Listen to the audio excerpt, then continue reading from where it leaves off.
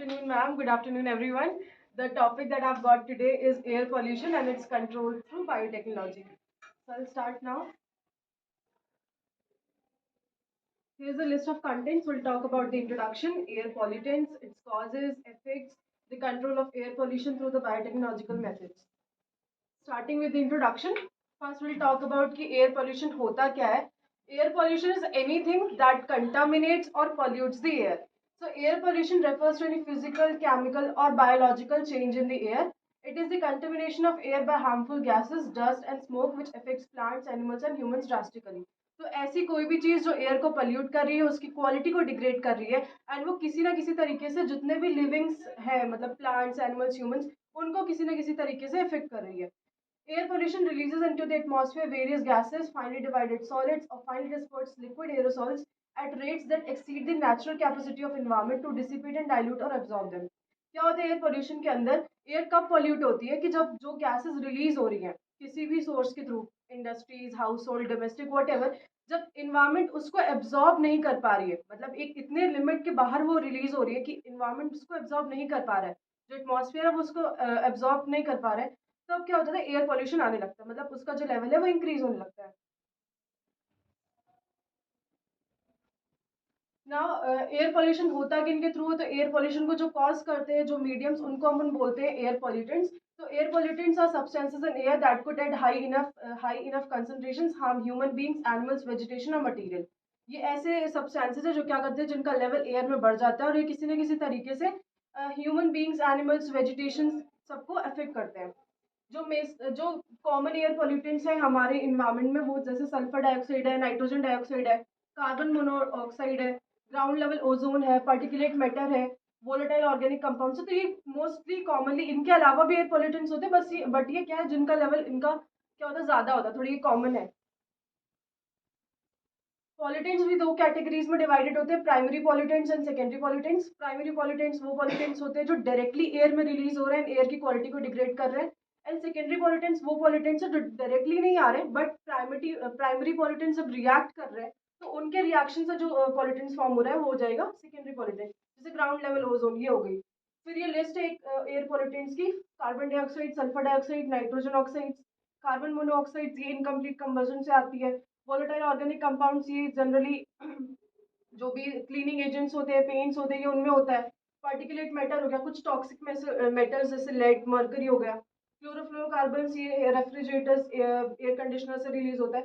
तो ये लिस्ट है कॉमन एयर पॉल्यूटेंट्स की जो एयर की क्वालिटी को काफी हद तक डिग्रेड करते हैं. फिर talking about the causes. So causes everyone knows, most commonly burning of fossil fuels, इससे सल्फर डाइऑक्साइड रिलीज होता है. और अगर इनकम्प्लीट कंबशन हो रहा है तो कार्बन मोनोऑक्साइड रिलीज होगा. ऑटोमोबाइल से काफ़ी गैसेस रिलीज होती है, उनका जो एग्जॉस्ट होता है वहाँ से काफ़ी गैसेस रिलीज होती हैं. एग्रीकल्चर एक्टिविटीज से जो नाइट्रोजन ऑक्साइड्स है या अमोनिया है, ये क्या होता है, एयर में रिलीज आता है, and then they cause air pollution.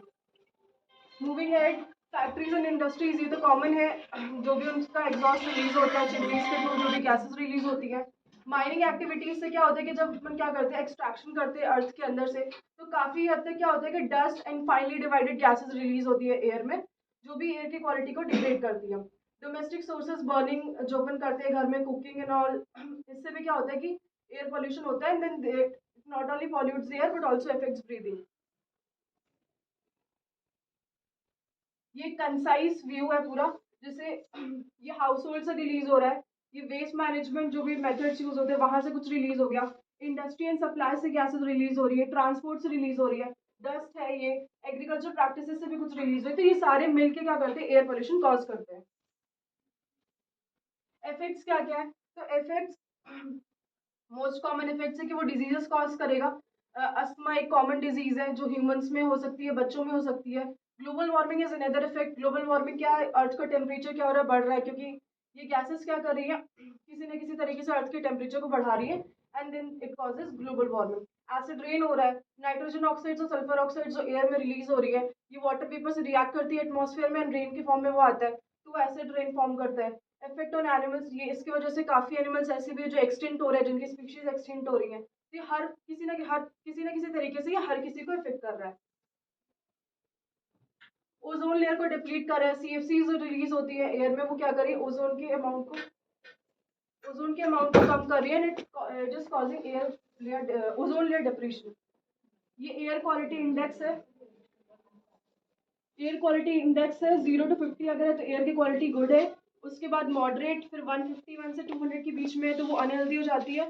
200, 300 है तो वेरी अनहेल्दी हो जाएगी। एंड देन अगर 300 के ऊपर एक्सीड कर रही है तो वो हजार्डस हो जाएगी।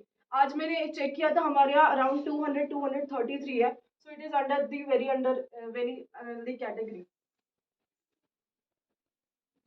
फिर हम इसको कंट्रोल कैसे कर सकते हैं, तो हम बायोटेक्नोलॉजी का यूज करके कैसे कंट्रोल करेंगे। तो पहला जो मेथड है हमारा वो है biofilters. The word biofiltration represents a pollution control technique using living material to capture and biologically degrade pollutants. क्या करते हैं हम, बायोलॉजिकल मटेरियल्स का यूज करते हैं।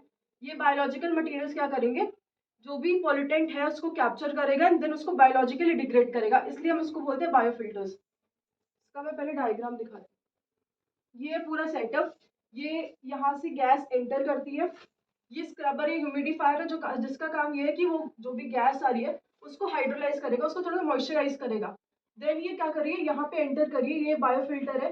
इसके अंदर क्या है, हमारा बायोलॉजिकल जो हमारे वो है माइक्रो ऑर्गेनिजम्स है वो यहाँ पे है। तो ये जैसे गैस यहाँ से एंटर करेगी तो जो भी पॉल्यूटेंट्स है वो यहाँ पे एब्जॉर्ब हो जाएंगे या एब्जॉर्ब हो जाएंगे। और फिर यहाँ पे जो माइक्रो ऑर्गेनिजम्स है वो उनको बायोलॉजिकली डिग्रेड कर देंगे और फिर यहाँ से क्लीन एयर जो होगी वो बाहर निकल जाएगी। ये पहला मेथड है। इसके अंदर 3 फेजेस है, solid phase, liquid phase and gaseous phase भी होता है। सॉलिड फेज में हमारा बायोफिल्म हो गया, लिक्विड फेज हमारा वाटर हो गया, और जो गैसियस फेज है वो हमारा गैस हो गया, एयर हो जाएगी। फिर ये बायोट्रिकलिंग है, I talk about this in the last second. Bioscrubbers, okay. Bioscrubbers में भी क्या करते हैं हम, माइक्रो ऑर्गेनिजम्स का ही यूज करते हैं, बायोलॉजिकल ऑर्गेनिजम्स का ही यूज करते हैं, जिनका काम भी यही है कि वो डिग्रेड करेंगे, बट थोड़ा सा मेथड डिफर करता है। बायोस्क्रबर में क्या होता है, ये गैस एंटर करेगी, ये स्क्रबर है। स्क्रबर में क्या होगा, हम यहाँ पे पानी क्या कर रहे हैं, स्प्रे कर रहे हैं गैस के ऊपर। फिर वो क्या हो रही है, जो भी पॉल्यूटेंट्स है वो वाटर में डिजोल्व होंगे एंड वो यहाँ पे नीचे कलेक्ट हो जाएंगे। कलेक्ट हो जाने के बाद ये एक स्लज रिएक्टर है जहाँ पे ये आएंगे, पूरा जो भी पॉल्यूटेंट डिजोल्व था वाटर में। फिर यहाँ पे जो माइक्रो ऑर्गेनिज्म प्रेजेंट है वो पॉल्यूटेंट्स को क्या करेंगे, डिग्रेड करेंगे। और जो फिर वो यहाँ पे आ जाएगा। यहाँ पे आने के बाद जो स्लज है वो नीचे सेटल हो जाएगा एंड वापस यहाँ पे आ जाएगा, और जो वाटर वाला था वो वापस पंप के थ्रू चला जाएगा बाहर। यहाँ पे भी हमने क्या किया, बायोलॉजिकल मटेरियल्स को ही यूज करके हमने फिल्टर किया है। उसके बाद third one is the biotrickling filter.